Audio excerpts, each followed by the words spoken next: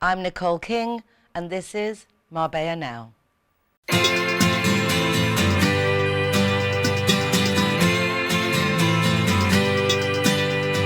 hey, it's a brand new day. Hey, hey, hey, it's a brand new day. Halfway twisted. It's with a saddened heart that I start this week's programme. It's been a week since we heard the news that Her Royal Highness Queen Elizabeth II passed away. She was elderly, yes, we know, but it was still an unexpected news and we're still trying to come to terms with it. I don't think any of us haven't felt in some way marked by the presence of Her Royal Highness, and most of us have known her most of our lives. She's always been there, but now she's not. Although not in the UK, many expats are still discussing this. We're all watching everything on the news and on television, following the processions and anxious for the funeral service on Monday. I went out and about to speak to some of the people in our community to see just how they're feeling. Lucy, it's been a few days now since the Queen of England passed away. How are you feeling and what are your thoughts on the Queen? What are you missing the most? Everything she did was just wonderful. It's amazing how much it really hits us. I know, when I was told that she died, I just burst into tears. And it was so embarrassing because I was at quiz. Did you expect to be this upset by her passing? No, not at all. I thought she'd go on forever. I think we all did. I mean, we know that nobody is immortal, but you just think she'll go on forever. What's her legacy for you? I haven't even got that far yet. I'm still. I think her love for everybody and her animals, and she just loved everybody. I'm really sorry for your loss, Lucy. And yours. Thank you. Any anecdotes you'd like to share with us? I never met her, so I don't really have any, but I did meet her mother at the races, and I can see how she became who she is through her mother, and she was an amazing woman as well. I think there'll never be anyone like our Queen. I loved seeing her at the races when our horses were, I'm going, and her face when her horses won, her with her dogs, and she was just wonderful. And your message to King Carlos III? Our new king, I think he's an amazing man, and I think he'll do such a good job. I really do. Long live the king. Absolutely. You're all here toasting the Queen, but also the new king. The new king, yes. Where were you when you found out about the death of our Queen? I was at home with my wife, but it was, I don't think it was that unexpected. We had slight advance warning for various reasons I won't go into in detail, but obviously it came as a huge shock, but as some people have already said, it's a very, very sad time, but it's actually in another sort of way, it's the dawn of a new beginning.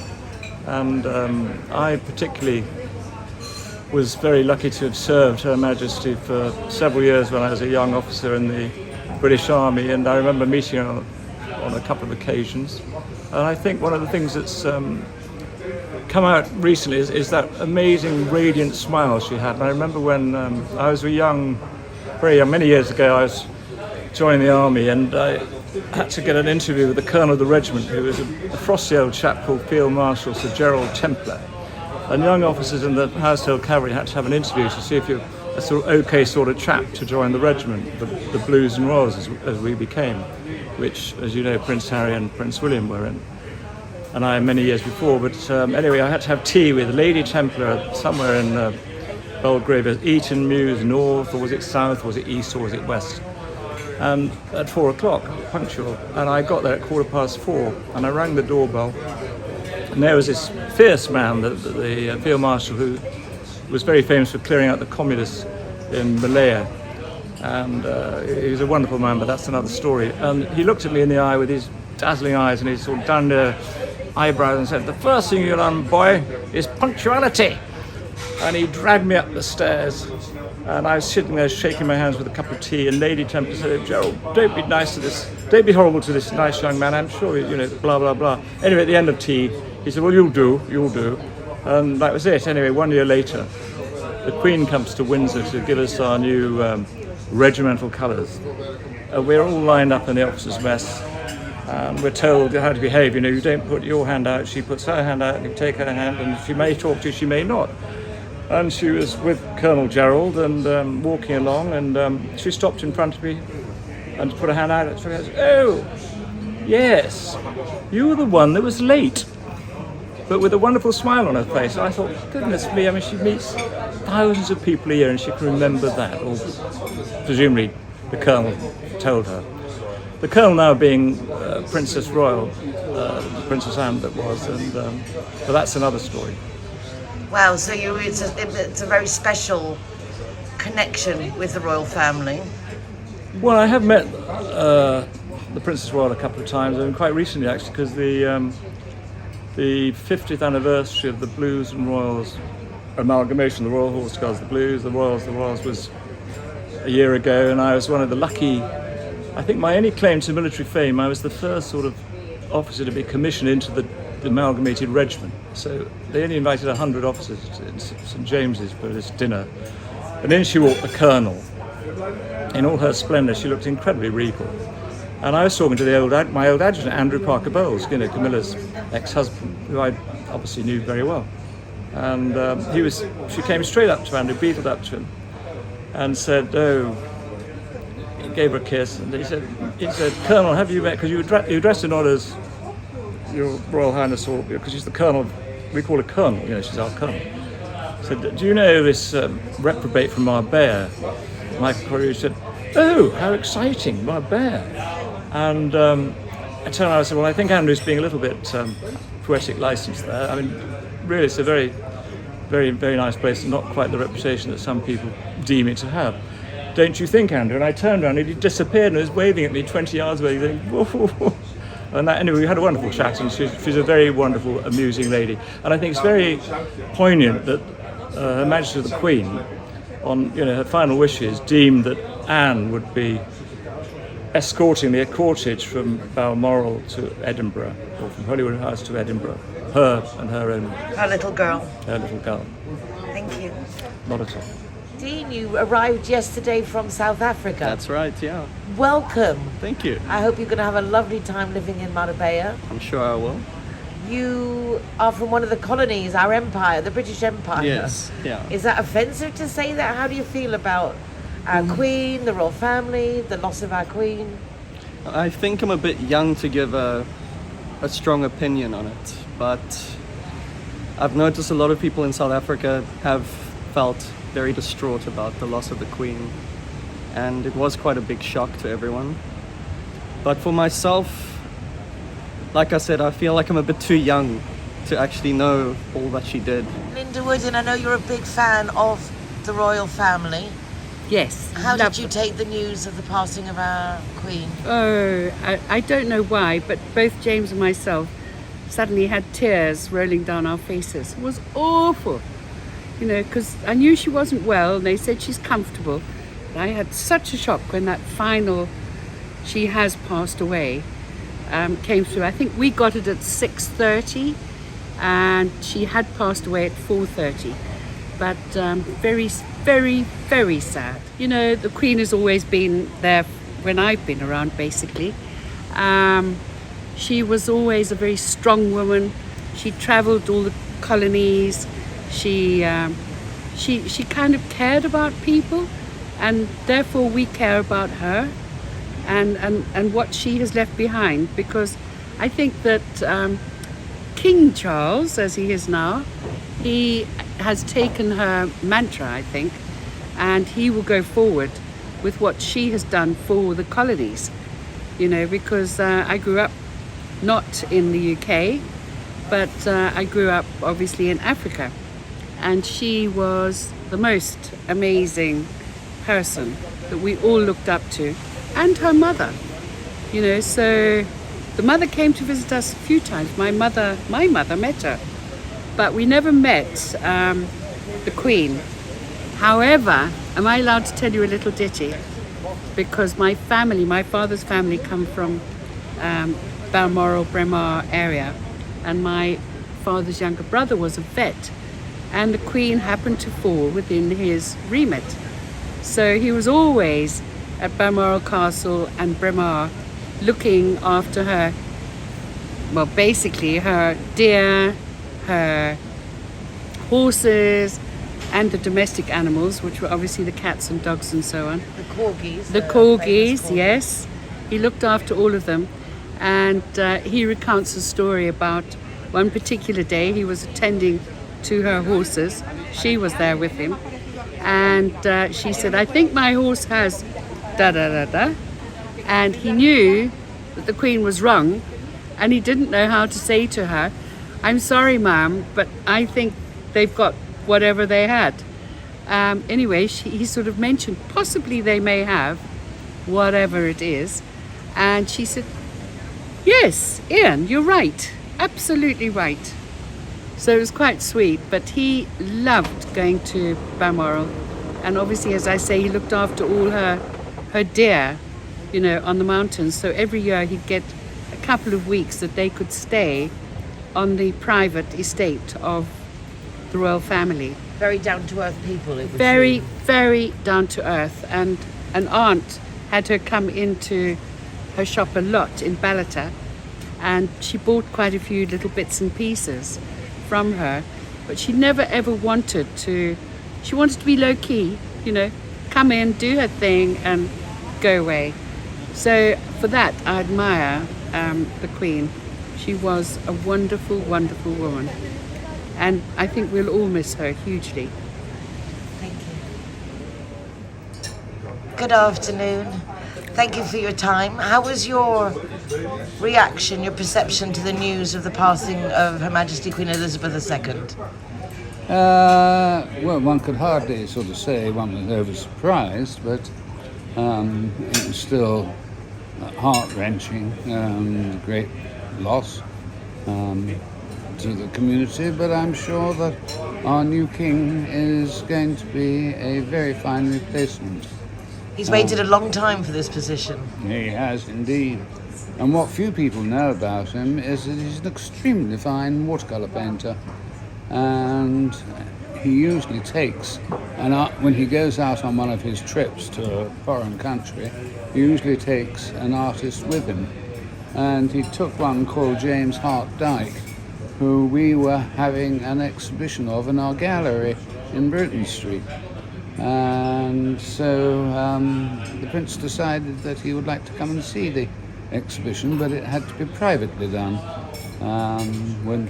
So it was 9 o'clock at night it was arranged for, and he was perfectly charming. He came, he chatted and looked at the pictures, and it was a thoroughly successful evening. So, wow, I didn't expect to actually meet someone who knew the King of England. Well, he wasn't king then, he was only a mere prince. Well, thank you very much. My pleasure. Hi there, thank you for letting me stop you jogging along the paseo. Sorry to interrupt. Do you happen to have any thoughts on the passing of the Queen of England? But yes, indeed. I mean, I'm Irish, but nonetheless, I think, and a lot of people would say worldwide, that she was a wonderful woman. She was definitely an icon for Great Britain, but she was also an icon for strong women. And I think she will be missed. It was an end of an era. I think she was a great woman, and I'm very glad that she came to visit Ireland, and she came to visit the market in Cork, the city I'm from, and met the fishmonger, which is a very famous photograph that's there now. And I think that goes to show the fact that she really wanted unity, and I admire that. Thank you. You're very welcome. Hey, hey.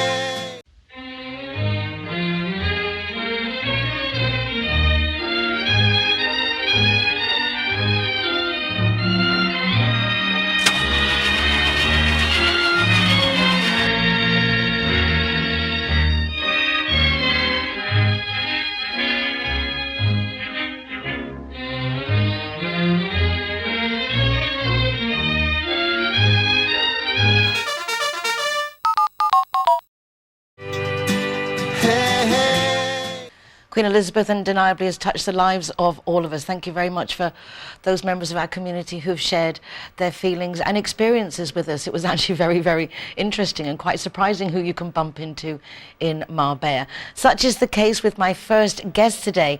His name is Ronnie, and he comes as an introduction from Juan Carlos Berenguer, a very dear friend, who's collaborating with Ronnie on an ambitious new project, Costa del Sol 365, coming up this weekend in the Palacio de Congresos, the exhibition centre in Estepona.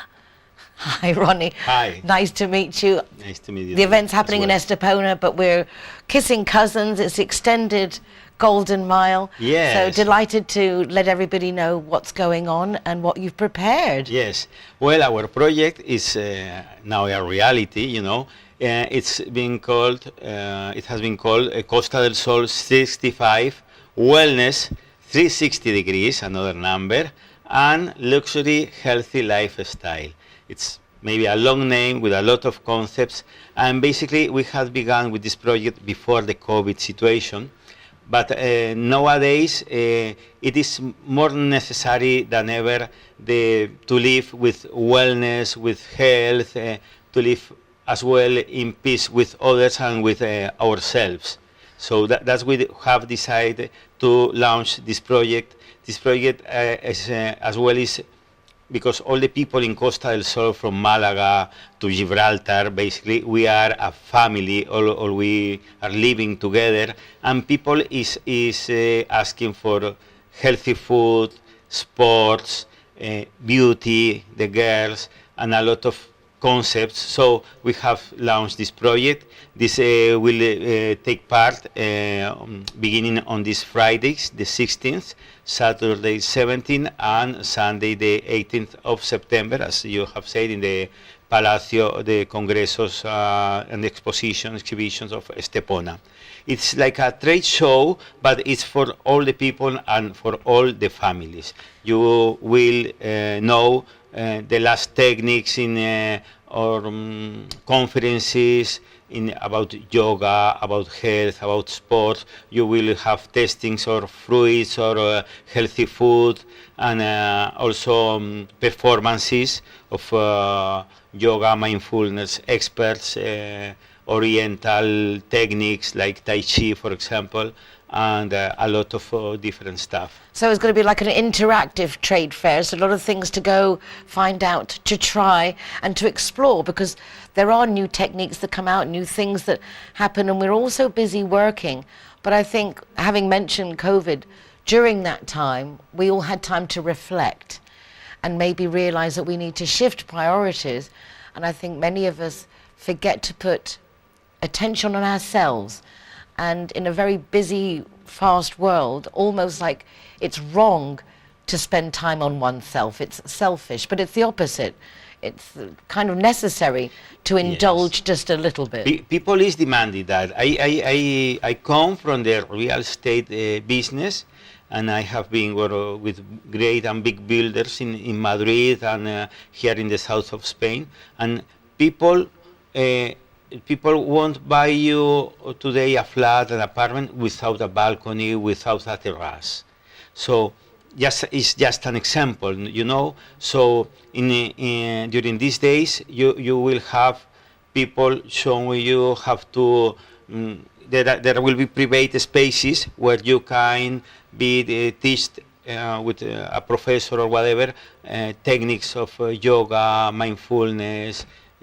And it will be very interesting, and it's necessary. What is the format for going in? Do you have to register? Is it free? There's in the website www.costadelsol365.org. You can buy the tickets in advance through Eventbrite platform, through the website of Eventbrite. It's just €2. It's a symbolic price because the entrance will be donated for two NGOs. One is Paula and in Spanish Medula Fabric, and the other one is Fundatul, and one is for children cancer, problem, and the other one is for boys and girls with special Needs and things. mental needs, you know. Well, very, very worthy causes that you're donating the entrance fee to. So basically it is free, just a 2-year Yes. donation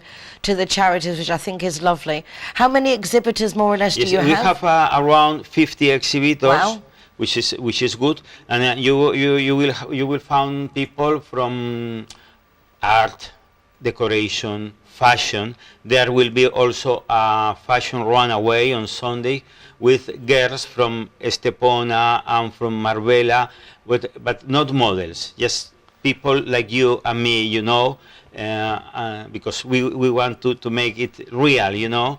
And we hope people enjoy it. You will have a lot of like 20 performances, conferences to choose about, from emotional intelligence, which will be, these conferences of emotional intelligence will be presented by Antonio Carmona, which is an Spanish intellectual who has been working at NASA, for example, and in big company. He has written like 30 books. There will be a beauty conference and beauty techniques for women in menopause, given by Andrea Ropolo, which is the creator of a beauty line with karité oil.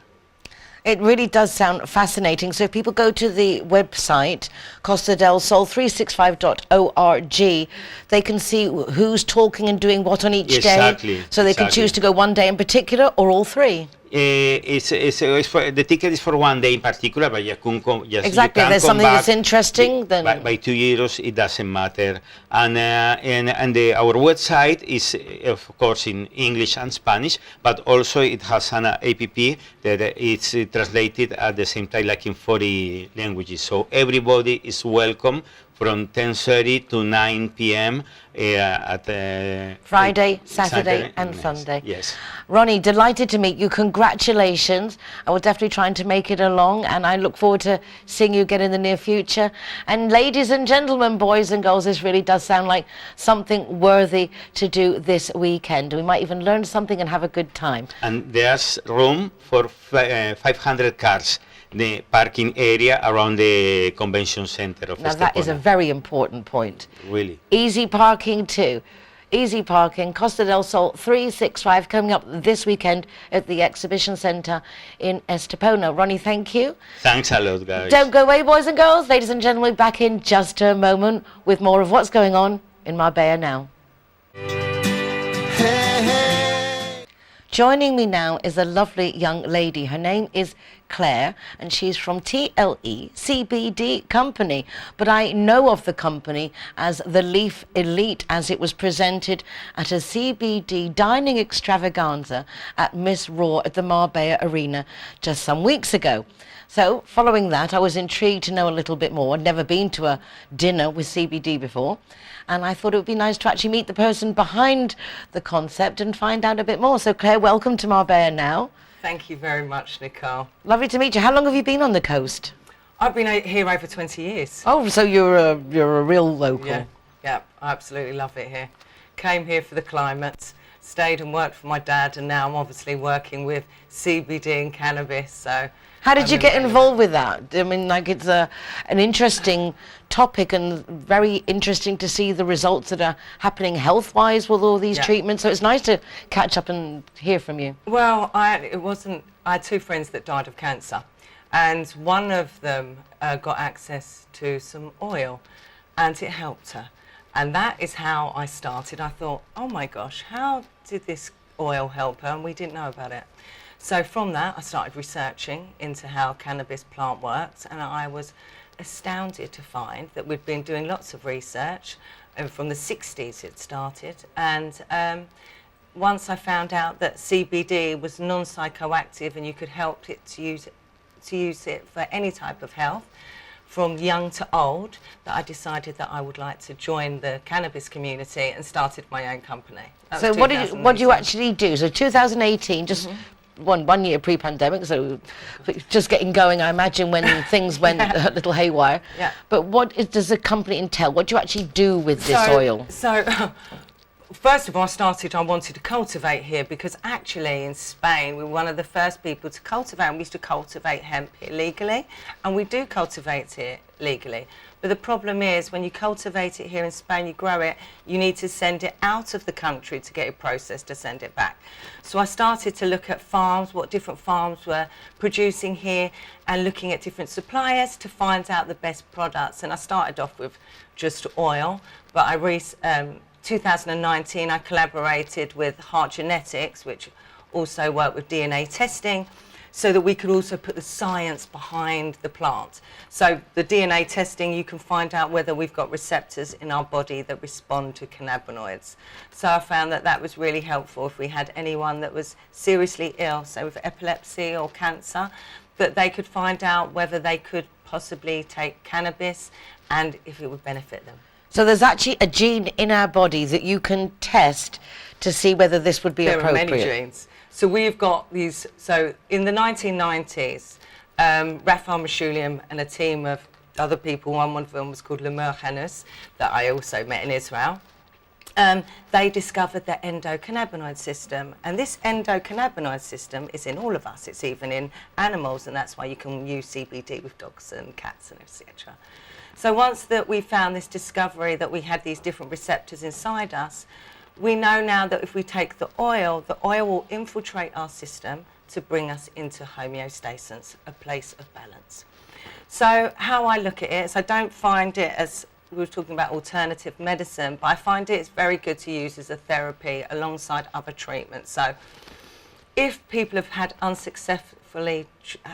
had been unsuccessful in treating different types of symptoms, then they could try CBD, and they might find that it will help them, bring them into balance. I mean, the endocannabinoid system controls your central nervous system, hormone regulation, and immune health.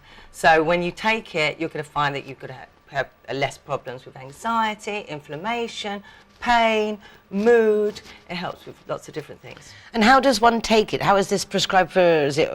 You can take it in different forms. I mean, I started off with just an oil that you took in underneath your tongue. But as I found a lot with older patients, older clients, that they were used to taking capsules, etc., or pills off a doctor. So I looked at capsules. So we do two different types of capsules, a soft gel capsule and a capsule that I use with piperine, a black pepper extract that helps the absorption of the cannabinoids. And how did I come to be having dinner with a CBD experience? Where did that park? Because I absolutely love the plant, and Cara also believes in CBD herself. And my first event, I started doing events all over the country. I worked with Urban Chai, Amara. We tried to educate people on how to use it, and obviously a good way of using it is in foods, and especially gastronomical foods. So apart from Miss Raw, we also have a cocktail at the Monkey Club that was created by Don Diego Zapata, so you must go in there to enjoy that. But we're doing a CBD cannabis events where we use CBD with yoga in the UK. So I try to educate people on how to use the plant in the most beneficial way to them. Does it have any side effects? Are there any counterindications? And that's why I said about using the DNA test. So if you have got any queries, or you are using different medication and you've got any problems that you may think that this may have a problem with you, then you can use the DNA test. And is that something that you have? You have these DNA tests, and so everything, you do all this stuff? Yeah, I do all this stuff. It's like I also work with different massage people. I use a massage oil that we have CBD in that also help the receptors, because we've got more receptors on our body, on our skin, than anywhere else. How do people come to see you? Where do you have a specific place? Do you visit other people's places? Yes, I do. I go around visiting lots of different places. So we've got our products all across the coast, but here in Marbella, I specifically work with Aura Clinic, you know, Aura Wellness, which is on the port near La Sala.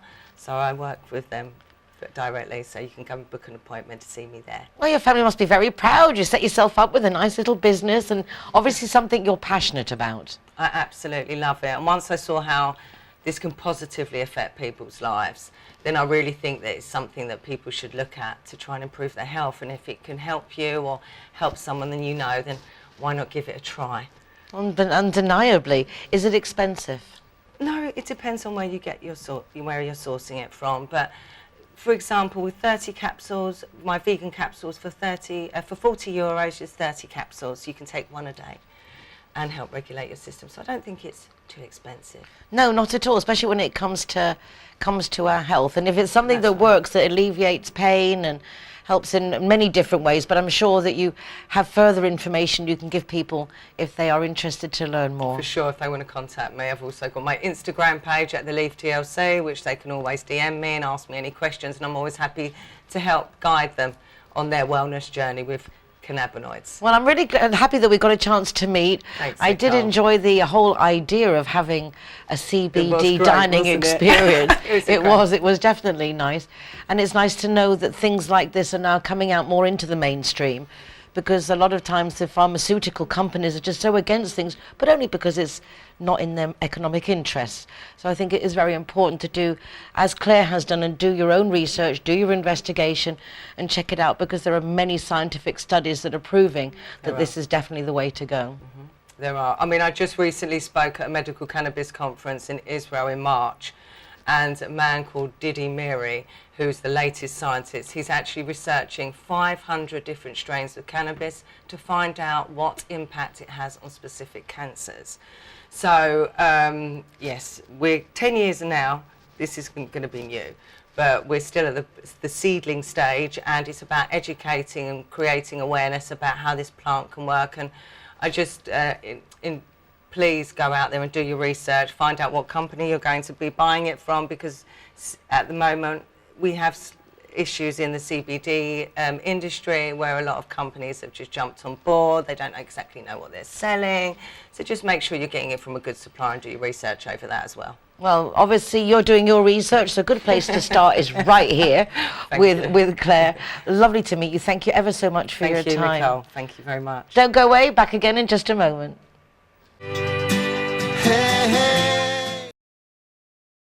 Zero, welcome here at the Gaucho de Banús. Joining me now is a well-known face on Marbella Now, Evanina of the Butterfly Children Charity. Deborah, Evanina, lovely to see you again. Nice to see you too. Thank you for having us. It's always too long. We're always so busy, but it's nice at least that we do get these get-togethers. Absolutely. And at least to catch up with what's going on in the association. And before we start with events, fundraising, could you just give a little summary for those people who still may not know what this affliction is all about, what it's about? And yeah, definitely. Thank you for the opportunity to raise awareness, because as we always say, this is a condition that can happen to anyone. So this is a condition called technically epidermolysis bullosa, but it's more well known by butterfly skin or butterfly children.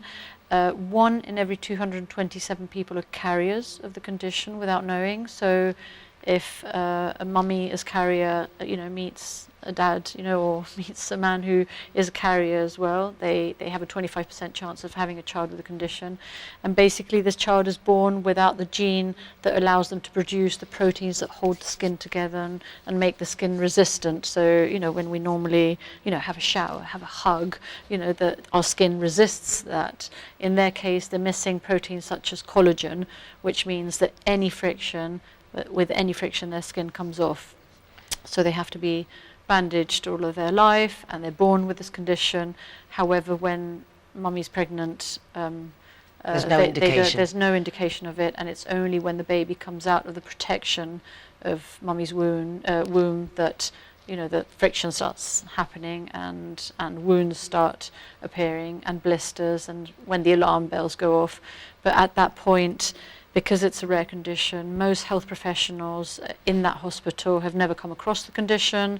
They don't know how to treat it. So thankfully nowadays, we've been to so many dermatology congresses and pediatrician congresses, and we've raised awareness about the condition that sometimes they say, oh, this might be butterfly skin. They call us, and thanks to the funding that the charity gets through membership, through people giving €5 a month, or the charity shops, or the events that we do throughout the year, thanks to that funding, the funds that we raise, we fund nurses, social workers and psychologists that within 24 hours are at the hospital helping the family and helping the health professionals, because it's so scary for it's incredibly scary for a family. You know, they're expecting a healthy baby. And there's no warning. There's no warning whatsoever. No preparation yeah, for the and situation. if they look on the internet, we always say, please don't look on the internet, because what you'll find will be so scary. You know, let's just deal a day at a time.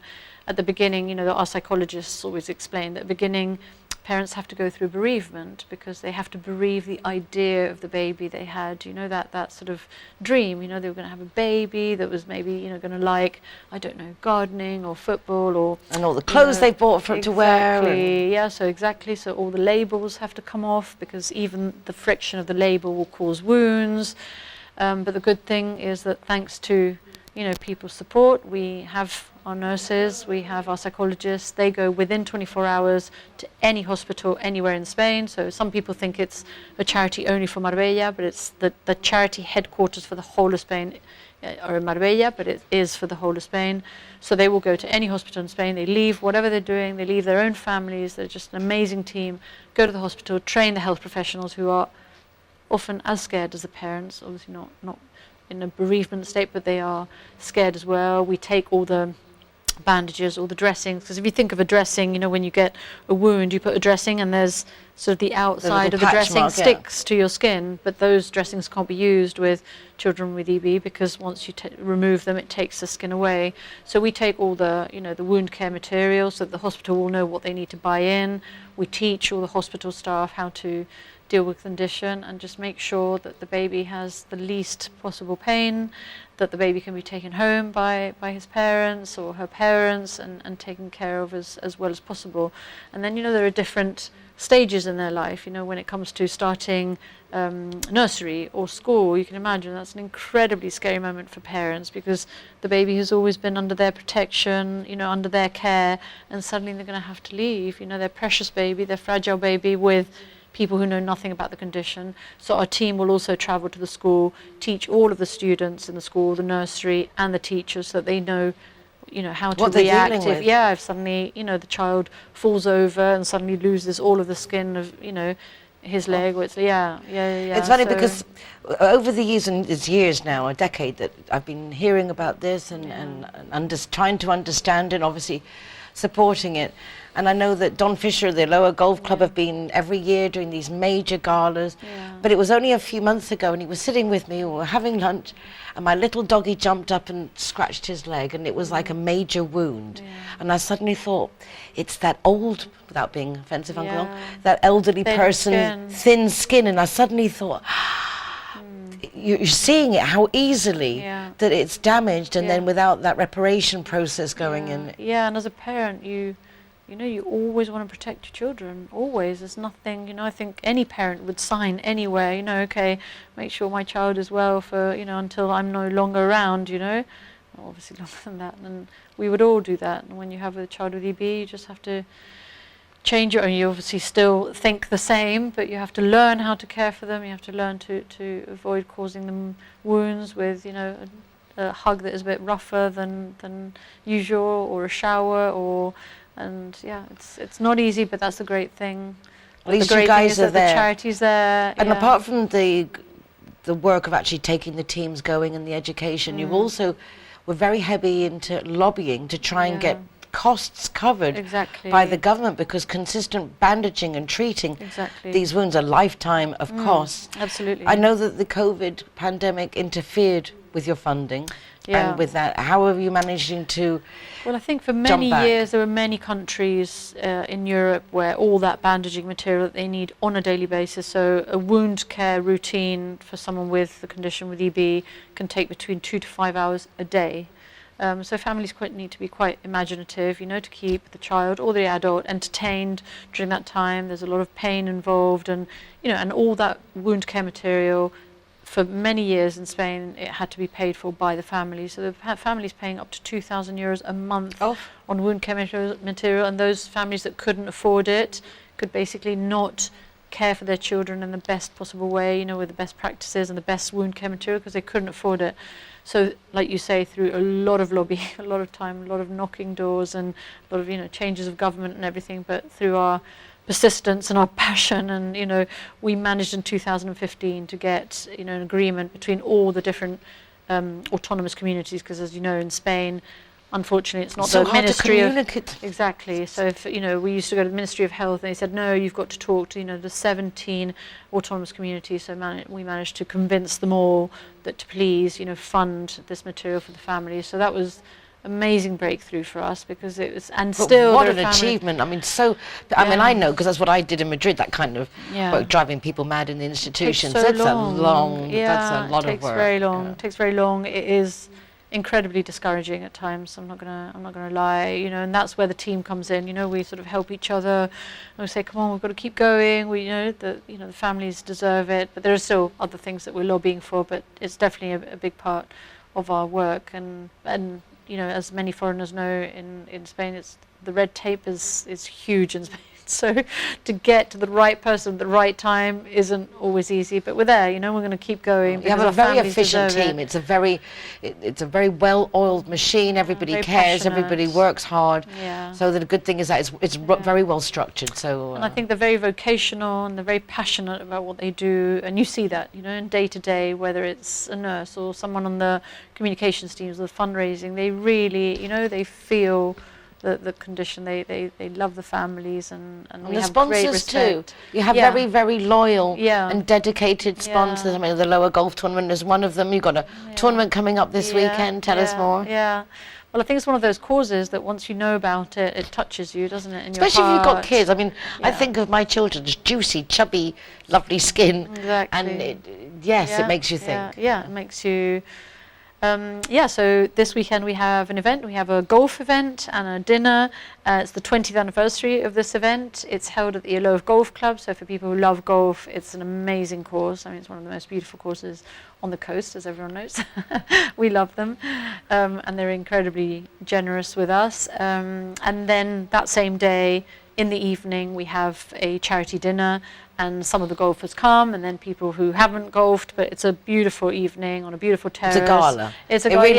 really is. It's lovely. It's an exquisite lovely. event. Yeah, and we have 2 great shows this year. So we have a ballet flamenco show, and then we also have the Rat Pack, which is Frank Sinatra, Dean Martin. So yeah, really looking forward to that. I imagine that it's be difficult now to get into playing golf as it's this weekend, but are there any availabilities to come to the dinner, because there's raffles and there's ways of heavily donating during dinner as well? Yeah, definitely. So golf, I think tomorrow is the sort of cut-off point, the registration cut-off point, and I think we're nearly full. So, and the dinner, they can still call us. It's a beautiful terrace. It's such an amazing event, and like you say, you can buy the raffle, you can enjoy the show for a good cause. It's just fantastic. And for us, for the charity, it's just a great opportunity to be able to say hello to everyone, say thank you. We've had 2 years of not being able to see people, and just saying thank you for your help, thank you for being part of the Deborah family. That's going to mean a lot to us to be able to get together. So. And if you don't know what to wear to the gala, pop along to the charity shops, because they have an amazing selection of all kinds of cocktail and evening wear, apart from everything else at the Butterfly Children's It's charity dangerous shop. to go into one of those charity shops. I pick up really some is. lovely things well, when I go. This is the thing, you can't go in without picking something up, whether it's decoration, whether it's a book, whether it's something to wear, it's a gift.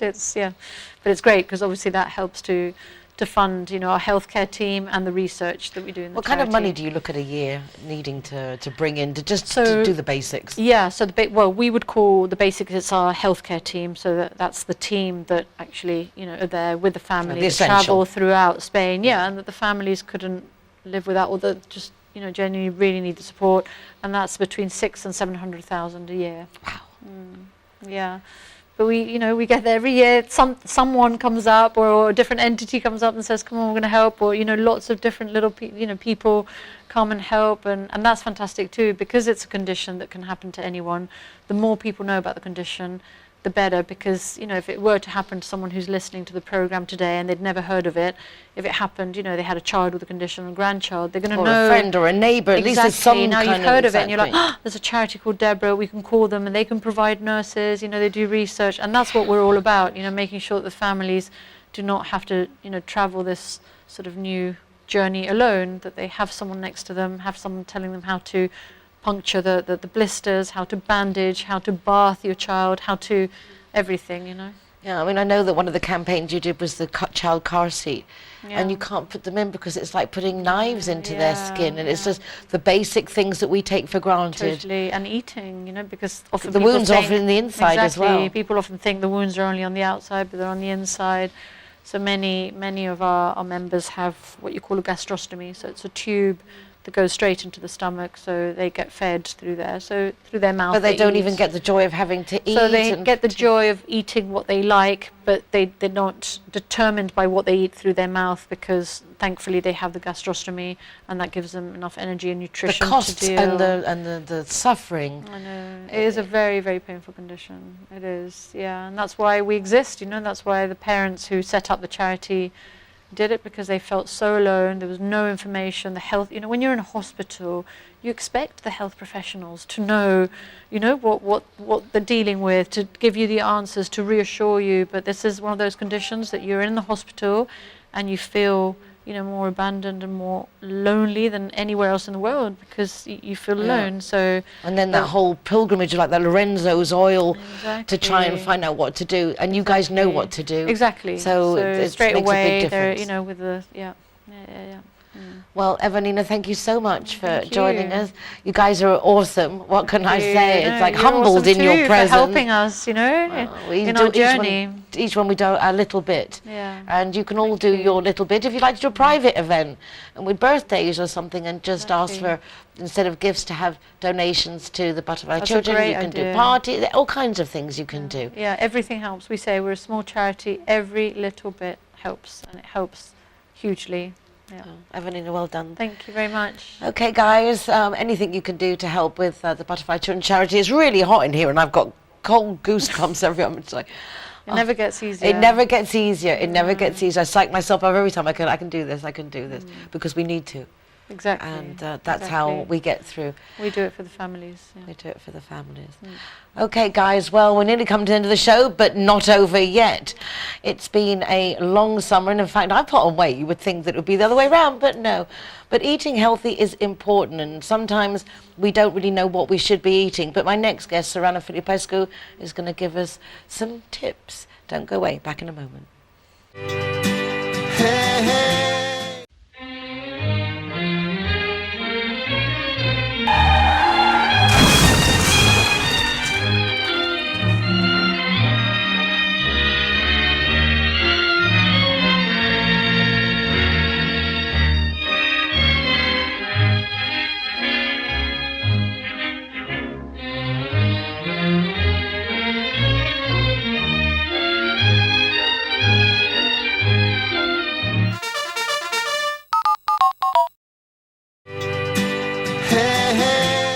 Many people say we are what we eat, and actually I think that's a lot of truth in that. Joining me as promised now is Sorana Filipescu, and we're going to talk about what we eat, because I think a lot of the times we eat the wrong things, but maybe we don't even know what we should be eating. And as Sorana knows everything, always studying, always learning, I thought it'd be nice to have her come back to the programme and give us some information on food. Sorana, lovely to see you again. Lovely to see you again. Thank you for having What me. a nice time we had at the Magna Marbella Club Med opening the other day. It was amazing. Very nice food there. Very nice It was food. very delicious. I don't know if it was the right food to eat, but it was delicious. It was certainly delicious. So a big Exactly. thank you to Marie Noel of Marinol Communications for that invitation, for organising. What a wonderful event. So Yeah. very nice. But particularly we were talking then about delicious, the mojando, the dipping, the sauces, the spices, and not necessarily the best things. Well, I know that. Coming out of the summer, going into winter now, it's typically a time to eat.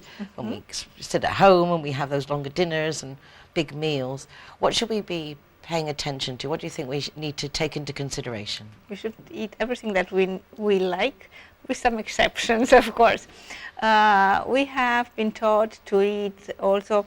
Things are changing. We have been told to eat like every 2 hours. It's good for our health, and now we have a lot of scientific evidence, strong scientific evidence that it's actually not quite as good to eat every 2 hours. It's better to do like a fasting time when your body is also like taking a break from all the digestion and all the work. but also there are very important nutrients that you have to take in consideration when you're planning your meal in order to get all the metabolic needs to have a healthy life.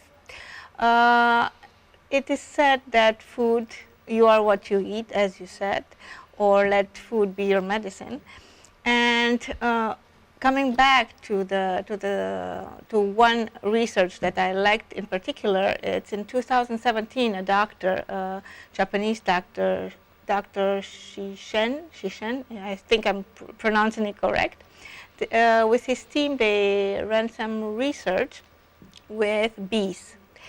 And we know that almost the majority of all the bees are working bees. But what makes the difference between a queen and a working bee? Actually, they found out it's what they're eating. The bee, it's like a human being. We'll get there. When a bee is born, it's fed with pollen, with raw pollen. Raw pollen, it's a product that's very rich in microRNA. So it's actually blocking some gene expression in order for the bee to become a queen. So on the other side, it's the queens are fed only with royal jelly. This royal jelly doesn't have too much microRNA, so it can develop and she can transform in a queen.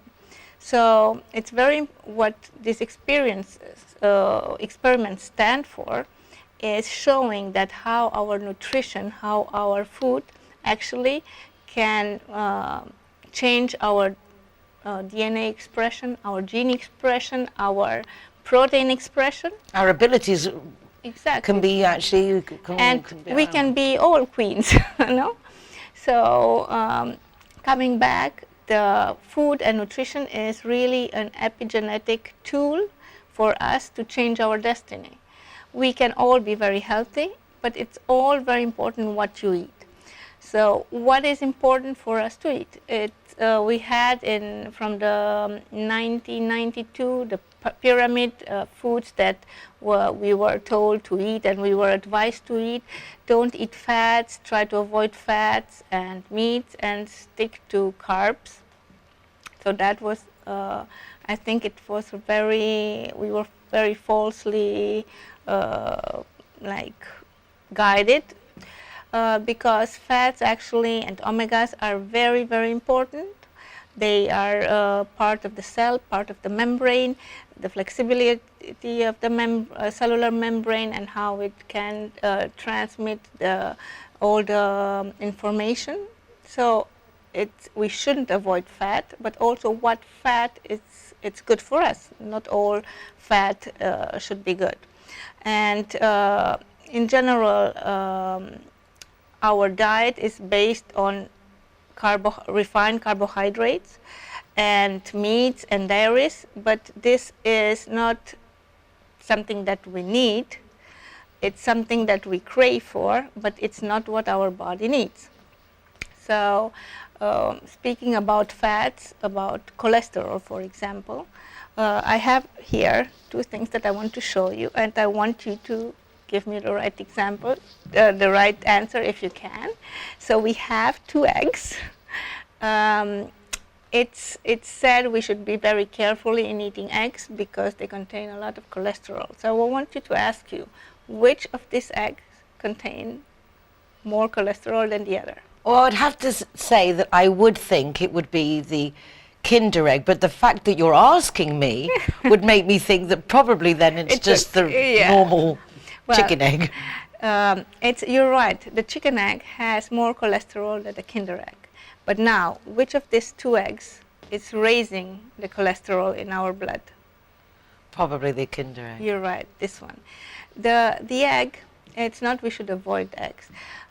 Eggs have so many amino acids and protein, and it's very rich in all the metabolites that our body needs actually to survive. It's one of the most perfect combine, has all the particles and the metabolites. But this one has a lot of sugar, has a lot of refined carbs and fats that are not healthy. It has more than 2 full tablespoons of sugar if you break it down. So that makes the cholesterol is raising in our blood. Sugar, not fat. It's raising more cholesterol in our blood. Why? Because actually it's oxidating the particles that are transporting the cholesterol. It's called lipoprotein. They get oxidated and they are more susceptible to sticking to our arteries and creating the cholesterol. So we're really doing our children a big injustice by hooking them on these type of things when they're little, than them craving things that are actually little by little destroying their bodies internally. Exactly. Basically. But they see this in an ad. They crave for it without even knowing what it's tasting. So when they receive it in a supermarket, they will start crying, and moms, only by making them shut up, they will buy 1 egg for them. But I think a lot of, again, is ignorance. We don't understand. In the sense, I don't think there is anybody on the planet who would give a plant Coca-Cola.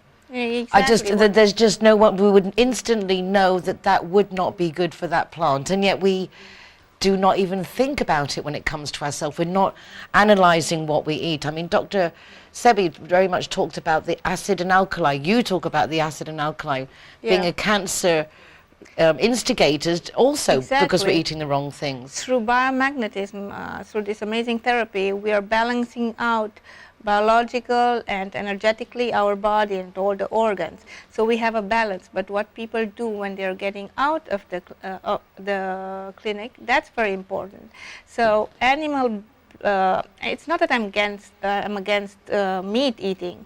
We should have very good protein, good protein-based nutrition, but plants are very important, and we have so many studies that back these things. Plant eating, it's very healthy. It makes us healthy, and it's not the compounds that have the plant. It's not the beta carotene. It's actually the carrot that is important, because it's not only the beta carotene. It has all other terpenes and other products that help our body, and how our body reacts to this food is very important. We should teach our body to digest other things and to learn how to cope with other type of food.